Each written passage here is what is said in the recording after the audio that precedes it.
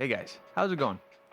So, a couple of days ago, I was trying to read up on what the new government of the US is going to look like for 2025, what Donald Trump's new appointed leaders and their new policies, their new ideas.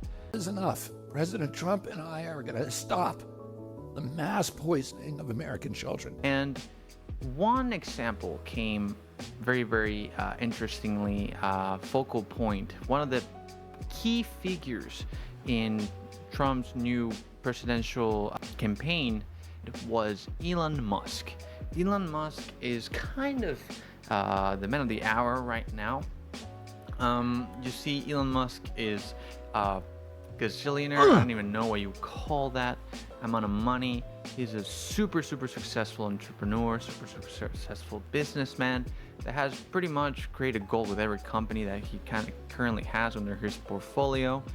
And now he made one of the biggest bets a couple of months ago, going all out as a Republican, going all out to support Trump, next president of the United States. And following that were pretty much a couple of months of sleepless nights for Elon Musk. If he loses, man, what? You're fucked, dude. I'm fucked. If he loses, I'm fucked. It does seem that way. Whether he knew that Trump was going to win or not, either way, it could have gone really bad for him. Luckily for him, his bet really paid off. One of the major aspects of it is Doge. The Doge, like the meme that became a meme coin, that became a crypto, and that is now an unofficial government institution. Yeah. So unfortunately, Doge, the meme, is now a fully institutionalized government agency. It is the Department of Government Efficiency. The Department of Government Efficiency is officially going to rule over basically every single aspect of government, to pretty much audit every single government department.